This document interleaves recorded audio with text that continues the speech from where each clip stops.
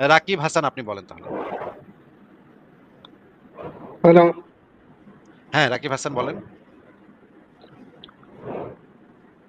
জি, আপনারা এত অপব্যাখ্যা কিভাবে দেন ইসলামের নামে? কোনটা অপব্যাখ্যা দিয়েছি যদি একটু দেখা দিতেন? এই যে একটু আগে যেভাবে বললেন আচ্ছা যে তাহলে বাগান বাড়িতে নিয়ে নাকি ধর্ষণ করতে তাহলে আমরা গিয়েছিল তাহলে আমরা হাদিসটা একটু নবী বের করি। মোহাম্মদ। বের করে তারপরে আমরা একটু আলোচনা করি। আ আপনি আমাদেরকে বুঝায় দিয়েন। সঠিক ব্যাখ্যাটা আপনি আমাদেরকে দিয়ে দিয়েন, অসুবিধা কি? সঠিক ব্যাখ্যাটা যেহেতু আপনার কাছে আছে এবং আপনি নিশ্চয়ই আ চাপার উপরে সঠিক ব্যাখ্যাটা বলবেন না। আপনিও নিশ্চয়ই কিছু দলিল প্রমাণ দেখায় সঠিক ব্যাখ্যাটা দিবেন। তাহলে সঠিক ব্যাখ্যাটা আপনিও একটু আমাদেরকে দলিল প্রমাণ সহ আপনি আমাদেরকে একটু বুঝায় দেন তো এই হাদিসটা। বলেন আপনার সহিহ ব্যাখ্যাটা আপনার একটু শুনি ভাই বলেন। না, এখানে কোথায় হচ্ছে ধর্ষণ করলো সেটা দেখান। আ আপনি আগে এই হাদিসটা একটু আমাদেরকে বুঝায় দেন।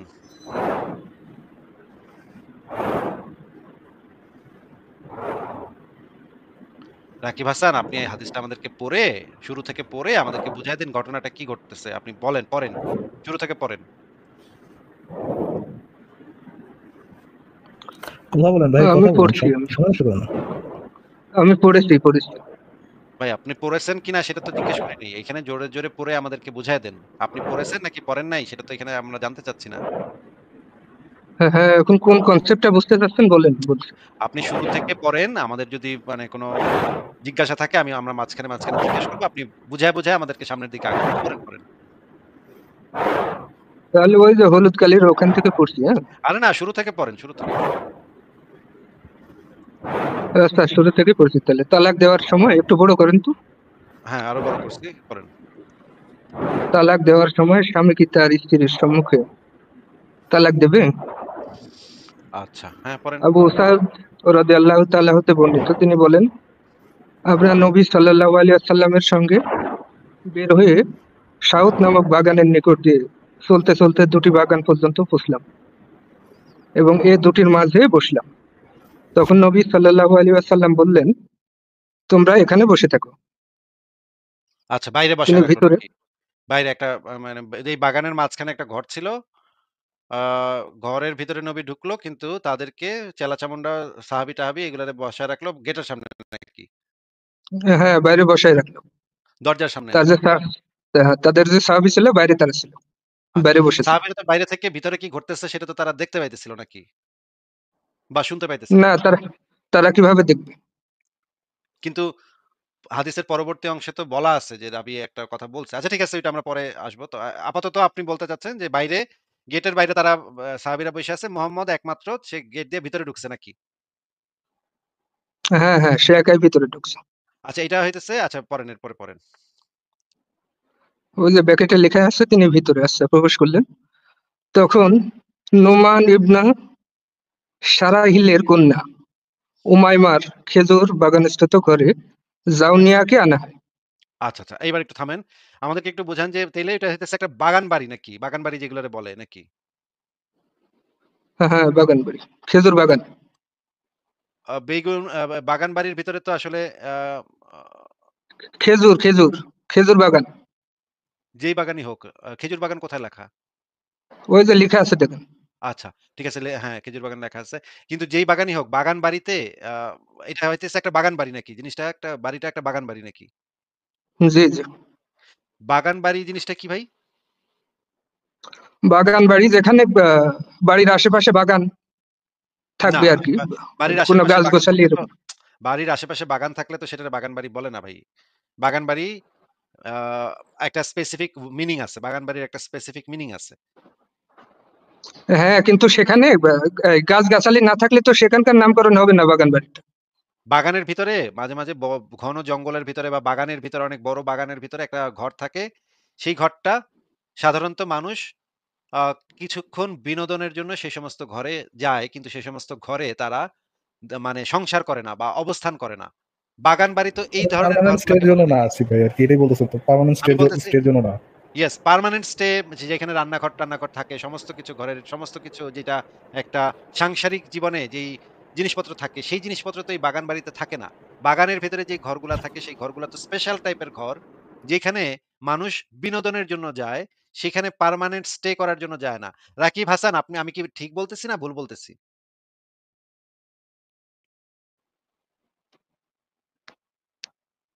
হ্যালো। হ্যাঁ, রাকিব হাসান, আমি কি ঠিক বলতেছি নাকি ভুল বলতেছি? জিজ্ঞেস করেছি আপনাকে। না, আপনার কথা আমি শুনতে পাই নাই। ঠিক আছে? নেটওয়ার্কের কারণে আমি শুনতে পাই নাই। এলে তো সমস্যা ভাই। নেটওয়ার্কের কারণে শুনতে না পেলে তো সমস্যা। আচ্ছা, আমি যেটা বলতেছি যে মানুষের যে বাগান বাড়ি থাকে, সেই বাগান বাড়িটা তো পার্মানেন্ট স্টে করার জন্য সেই বাগান বাড়িগুলা তৈরি করা হয় না।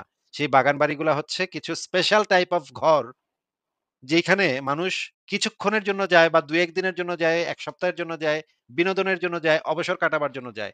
এইটা তো অ মানে পার্মানেন্টলি থাকার মতো জায়গা এটা না, তাই না?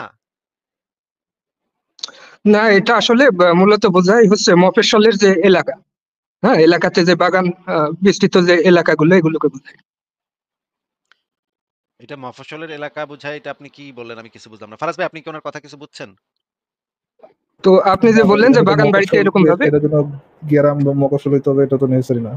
ওই সময় তো গ্রামও ছিল না, মফস্বলও ছিল না, সবই তো একই ছিল। তো আপনি যে বাগান বাড়ির সংজ্ঞাটা দিলেন বা ইয়ে দিলেন, বিবৃতি দিলেন, মানে এটা যে রাইট তার প্রমাণটা কি? আচ্ছা, ঠিক আছে, আমরা তাহলে সেই জিনিসটা একটু মানে গুগলে সার্চ করে দেখি যে বাগান বাড়ি কাকে বলে, বাগান বাড়ি জিনিসটা কি? আ গুগলে সার্চ করলে এই জিনিসটা পাওয়া যায়। এটা যেকোনো মানুষই জানে, কিন্তু আপনারা মুমিনরা সম্ভবত জানেন না। এই যে দেখেন, বাগান বাড়ি লিখে আমি সার্চ করলাম। কি লেখা আসলো ভাই, একটু পড়েন তো? বাগানে ঘেরা বাড়ি বা বাগান না, উপরে কি অনেক লেখা? ছোট তো, বিশেষ্য। উপরে কি লেখা? বিশেষ্য অবকাশ যাপনের জন্য। এখানে কি লেখা? বিশিষ্ট অবকাশ যাপনের জন্য নির্মিত কানন বেষ্টিত গৃহ, তারপরে কি লেখা? প্রমোদ ভবন। প্রমোদ ভবন মানে কি? প্রমোদ ভবন বলতে এখানে তো ওই যে বাগান বাড়ি উইকিপিডিয়ার অভিধান ওখানে যান একটু, ওখানে আরে তো আরো বাগানবাড়ি বিস্তারিত উইকিপিডিয়ার পাওয়া যায়। অভিধান, এখানে কি গুগলে আমি সার্চ করলাম, কি লেখা আসলো? প্রমোদ ভবন মানেটা কি সেটা জিজ্ঞেস করতেছি। আপনারা এত কাচুমাচু করতেছেন কেন? এটা তো যেকোনো বাঙালি বুঝে বাগানবাড়ি কাকে বলে। আপনি কেন এখন আপনি কেন বুঝেন না ভাই? আশ্চর্য কথা। প্রমোদ ভবন মানে কি? প্রমোদ ভবন শুধু একটা মিনিং নিলে তো আর হবে না। প্রমোদ ভবন একটা তাই না? মিনিং নিব না ৫ টা মিনিং নিব সেটা তো আপনাকে আমি এখনো বলি নাই কিছু। আমি আপনাকে জিজ্ঞেস করছি, এখানে যে লেখা উঠলো প্রমোদ ভবন, এটার মানেটা কি? মানে এটা হতে পারে হয়তো বা উল্লাস বা উৎফুল্ল বা আড্ডা এরকম করার কোন জায়গা এরকম হতে পারে, আনন্দ, উৎসব মানে মজা মাস্তি করার একটা জায়গা নাকি? জায়গা হতে পারে, হ্যাঁ। আচ্ছা। ঠিক আছে, এবার আমরা দেখি এআই এটারে কি বলতেছে। মানে একটা রিসোর্টের মতো আর কি, তাই না? রিসোর্ট, হ্যাঁ, রিসোর্টের মতো, হ্যাঁ। রিসোর্ট গুলা হচ্ছে পারফেক্ট ম্যাচ করে। ফারাজ ভাই, থ্যাংক ইউ। আপনি একদম পারফেক্ট ইয়াটা বলে দিচ্ছেন। রিসোর্টে আমাকে যে থ্যাংক ইউ দেন, আমাকে থ্যাংক ইউ দেন আসিফ ভাই। 501 মামুনুল। মামুনুল ওই যে সাহেবকে ওখানে গাছপালা ফুল এবং অন্যান্য উদ্ভিদ রোপণ করা, আরে ভাই, এটা তো কেউ একটু ইয়া প্রাকৃতিক করতেছে বা না, কৃত্রিম স্থান হতে পারে। আরে গোবর গণেশ, সেটা তো কেউ ইয়ে করতেছে না, এটার সাথে তো কেউ মানে দ্বিমত করতেছে না যে বাগান বাড়িতে গাছপালা মাছপালা থাকবে, দ্বিমত করতেছে নাকি? আচ্ছা, ঠিক আছে, আমরা বাগান বাড়িতে গাছপালা নাই এটা তো আপনারা কেউ বলে নাই ভাই। না, বাগান বাড়িতে কি গাছপালা থাকতেই পারবে না এটা তো বলে নাই। ওইটাও সত্য। সেই সাথে এটাও সত্য যে এই বাগান বাড়িগুলা বিশেষ কাজে ব্যবহৃত হয়। থাকার জন্য ব্যবহৃত হয় না। এই বাগান বাড়িগুলা হচ্ছে অবকাশ যাপন, কি প্রমোদ অবস্থা ভবন। আসিফ ভাই, মানে লিটারাল বাগান বাড়ি জিনিস কি এটা বুঝে যাইতেছে ইয়ে করতেছে হ্যাঁ, ভাই, প্লিজ এটা go on, next next step Asif ভাই। আমাদের যা বোঝানোর বুঝাই দিচ্ছি। দর্শকরা বুঝে নিবে যে এটার দ্বারা কি বোঝানো হয়েছে। দর্শকরা বুঝে নিবে ভাই। সবাই তো নিশ্চয়ই গোবর গণেশ চুনাহাগা না। ঠিক আছে। বাগান বাড়িতে আ আ আ কি হইলো? নুমান আ ইবনে শারহিলের কন্যা উমাইমার ভাই, বাগান বাড়িটা কার? একটু রাকিব ভাই বলেন তো, বাগান বাড়িটা কার মালিকানায়? মালিকটা কে? আনমিউট করে বলেন। তারই আর কন্যা উমাইমার। উমাইমার সা- বাগান আহ, বাড়িটা হইতেছে কার মালিকানা? রাকিব ভাই, বাগানটা কার? বাগান নোমান বাড়িটা? ইবনে সারাহিলের কন্যা উমাইমার খেজুর বাগান আ আছে তো ঘরে। আচ্ছা। মানে এই ঘরটা হইতেছে উমাইমার নাকি? জি জি, আর কাকে আনা হইছে? জাউনিয়াকে আনা হয়েছে। জাউনিয়া কেডা? একটা মেয়ে তো হবে নাকি? হ্যাঁ, একটা মেয়ে। আচ্ছা, তার মানে ঘরটাও একটা মেয়ের, যে মেয়েটার নাম উমাইমা। আর এই ঘরে আনা হইছে কাকে? জাউনিয়াকে নাকি? হুম, তার মানে এখানে ২ টা মেয়ের কথা আমরা জানতে পারতেছি। ২ টা মেয়ে ক্যারেক্টার, ২ টা ক্যারেক্টার। একটা হইতেছে উমাইমা, আরেকজন হচ্ছে জাউনিয়া। উমাইমার মানে খেজুর বাগানে খেজুর বাগানের ঘরে বাগানবাড়িতে জাউনিয়াকে আনা হইছে। আ এই মেয়েটাকে যে আনা আচ্ছা এরপরে পড়েন এখানে কি লেখা? আর তার খিদমতের জন্য ধাত্রীও ছিল। আচ্ছা একটা মেয়ের সাথে ধাত্রী কেন থাকতে হবে? বুঝলাম না তো বিষয়টা। একটু বুঝায় বলতেন যদি। এখন উনি ছিল ধনী, ঠিক আছে? ওই ধনী যা মেয়ের সাথে ইয়া, দাসী থাকবে? ধনী নারীর যাক, সাথে দাসীরা থাকে। ধাত্রী কেন থাকবে? এখন তিনি অবশ্যই, ছিলেন একটা অবশ্যই, অহংকারী মহিলা। অবশ্য হাদিস থেকে আমরা জানি অবশ্যই, অহংকারী মহিলা। অবশ্যই অহংকারী হোক, ধনী হোক, যেইটাই হোক সেটার সাথে দাসী থাকতে পারে। দাসী থাকাটা অস্বাভাবিক কিছু না। কিন্তু ধাত্রী কেন থাকবে? আপনাকে স্পেসিফিক প্রশ্ন করছি, ধাত্রী কেন? তো এখানে কি বোঝাতে চাচ্ছেন আপনি বলেন? আরে ভাই আপনি তো আমাদের ভুল ব্যাখ্যাটা শুদ্ধ করে দিতে আসছেন। আপনি আমাদেরকে বুঝাইবেন। ধাত্রীটা কেন? এখানে দাসী থাকতে পারত। দাসী থাকলে কারোর কোনো আপত্তি নাই। দাসী একটা মানে মানে ধনী মেয়ের সাথে দাসী থাকতেই পারে। এর অসুবিধা কি? কিন্তু ধাত্রী কেন থাকবে ভাই?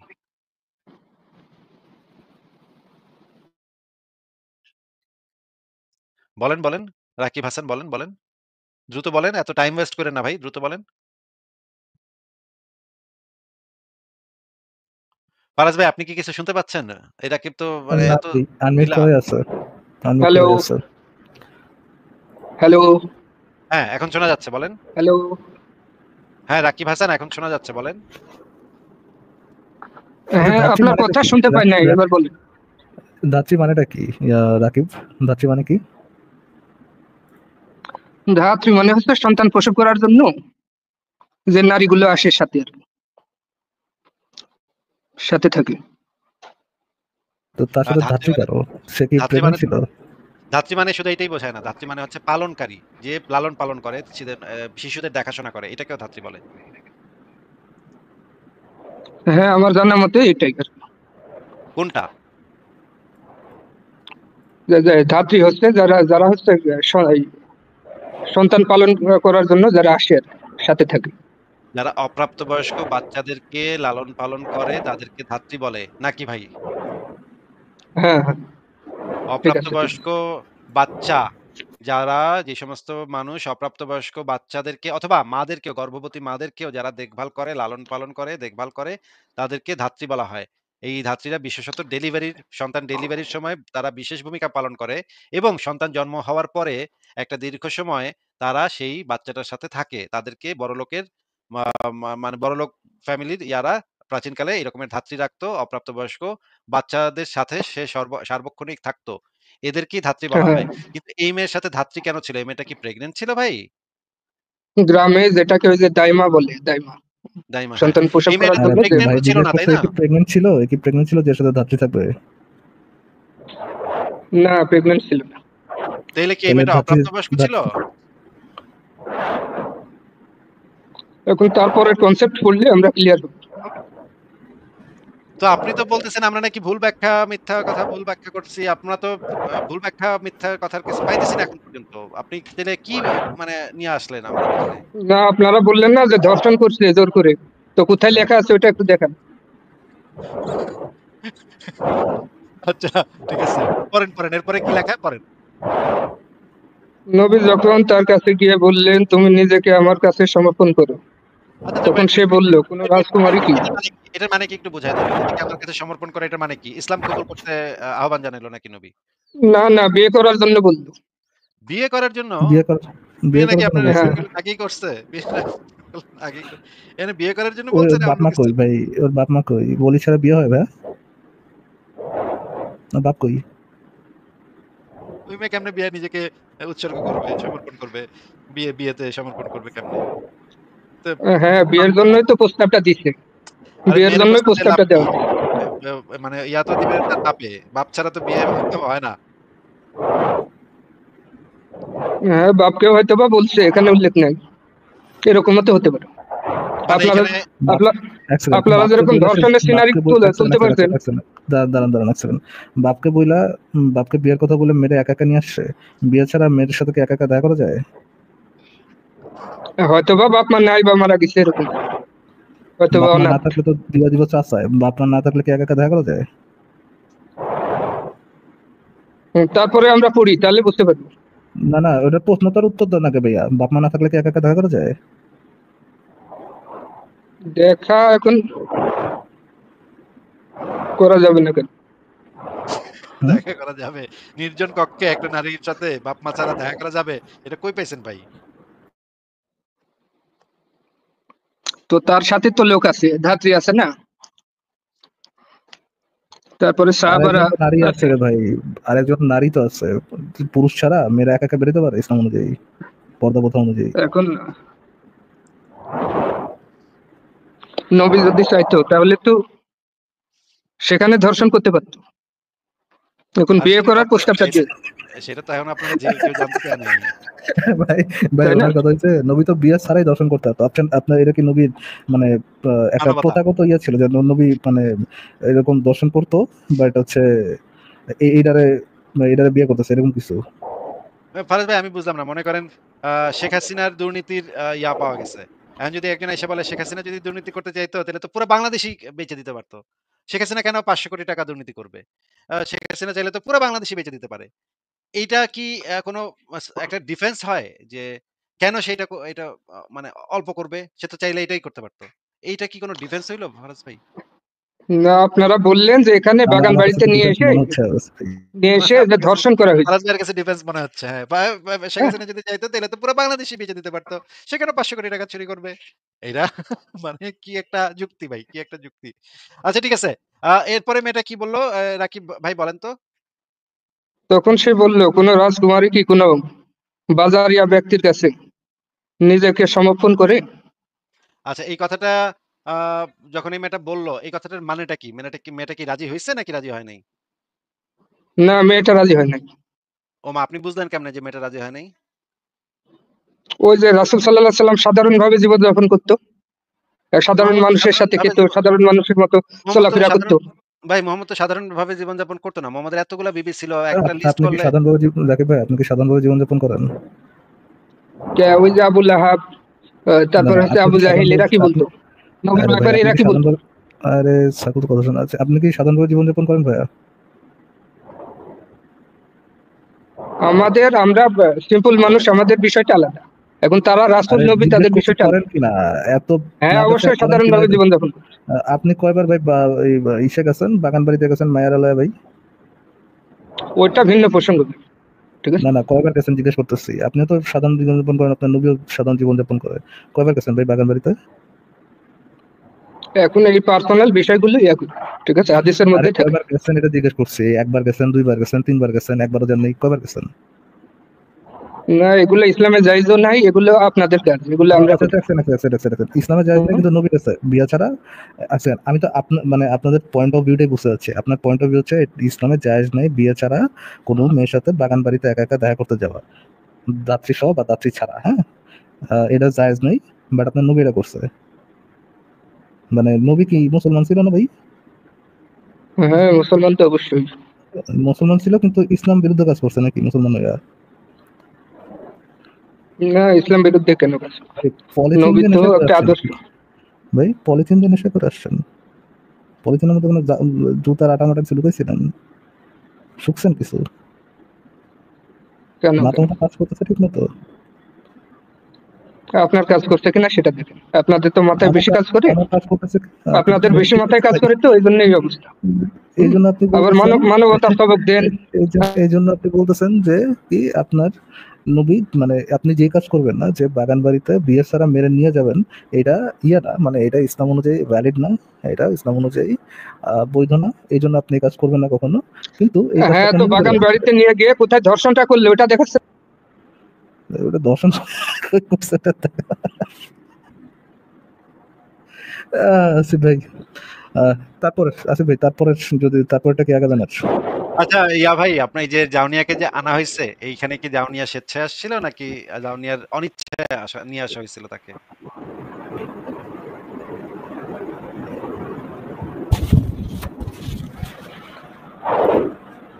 রাকিব হাসান দ্রুত কথা বলেন। আপনার জন্য তো ভাই সারাদিন বইসা থাকতে পারবো না।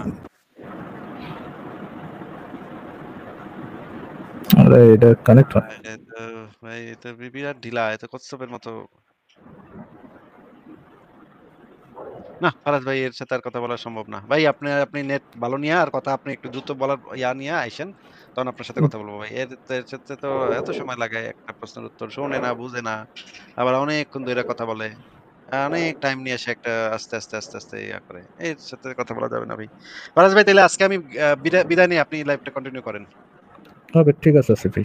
ফারাজ ভাই আপনাকে ২ টা জিনিস বইলা যাই যে হুম। সংশয়.com এর আ ২ টা নতুন বিষয় আমি ২ টা নতুন বিষয়ে ২ টা লেখা লিখছি।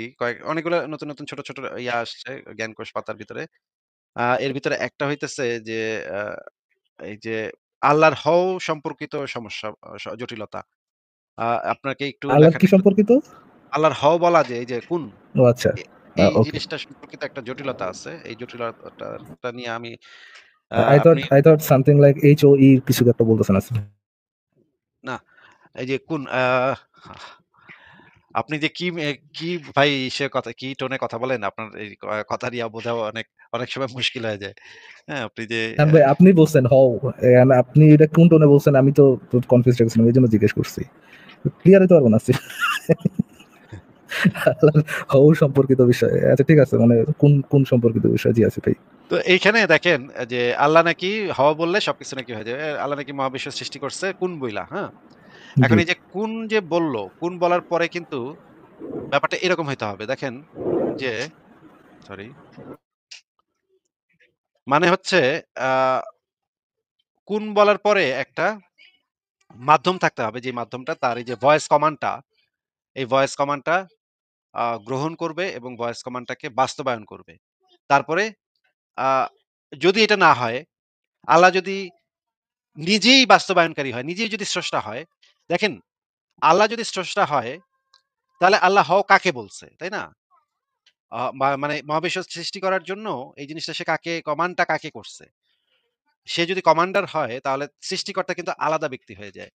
আর যদি সে নিজেই নিজেকে কমান্ড করে থাকে, তাহলে তো সেটা সম্পূর্ণ একটা অযৌক্তিক অবস্থান যে নিজেই নিজেকে বলতেছে, আচ্ছা, "তুমি মহাবিশ্ব এটা কি সৃষ্টি করছো।" নেসেসারি মিন করে আসিফ ভাই যে আল্লাহ কাউকে ইয়ে করতেছে, উনি কি পার্টিকেল কে কমান্ড করতে পারে না যে কাম ইন এক্সিস্টেন্স, এরকম কি করতে পারে না আসিফ ভাই?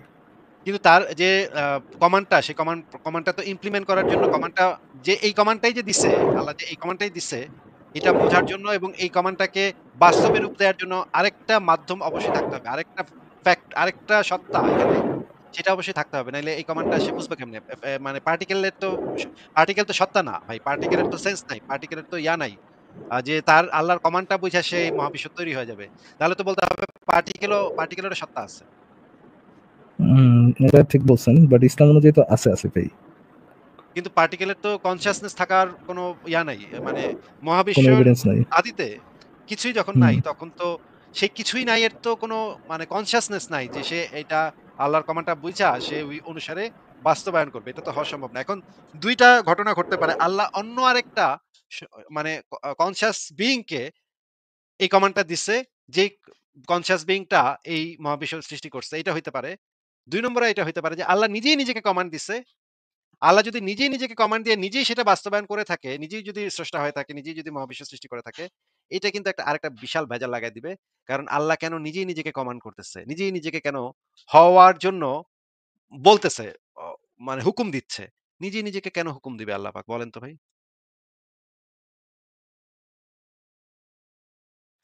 এটা গেল ১ নম্বর। এটা নিয়ে একটা লেখা আছে। আপনারা যারা পড়তে চান তারা এই লেখাটা পড়বেন।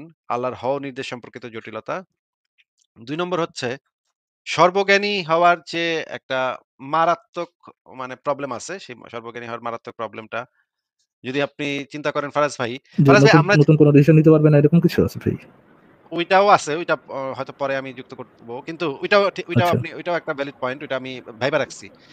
আপনাকে আমি যেটা বোঝাতে চাচ্ছি যে মনে করেন যে সর্বজ্ঞানীর তো হইতে হবে মানুষের প্রত্যেকটা সূক্ষ্ম অনুভূতিকে তার তার সম্পর্কে জানা থাকতে হবে। মনে করেন আমি জানলাম যে ফারাজ ভাই আপনার পেটে ব্যথা। আমি এটা জানি আপনার পেটে ব্যথা।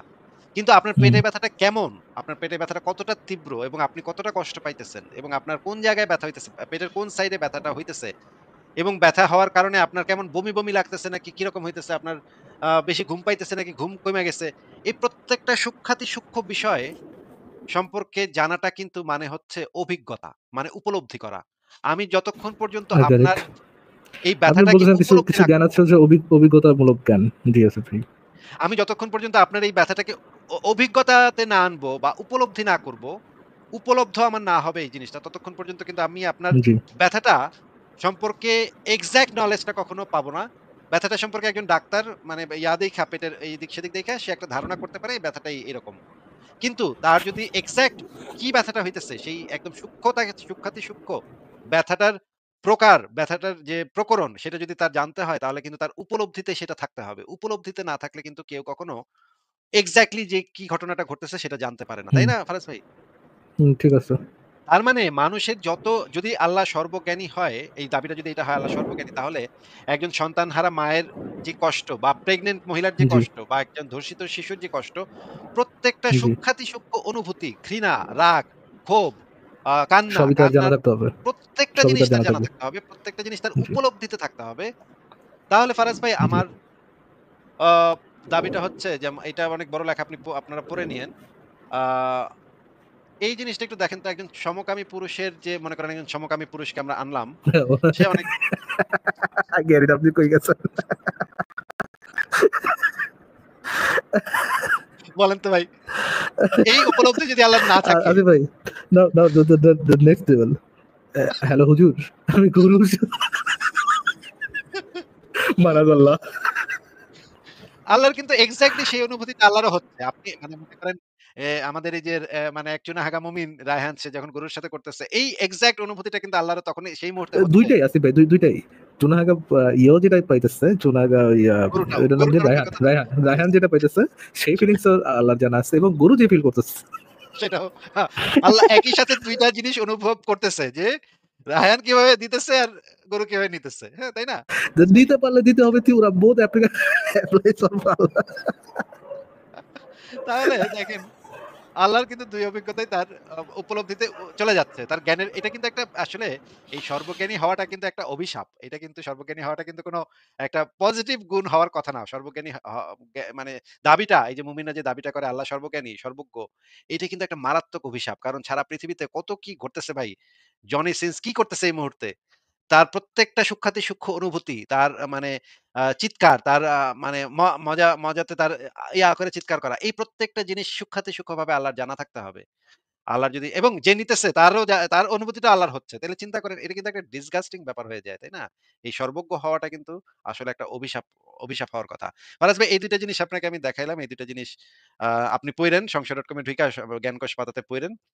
দর্শকরাও পইড়েন। আজকে তাইলে আমি বিদায় নিই ফারাজ ভাই। ওকে, ঠিক আছে আসিফ ভাই। গুড নাইট তাইলে।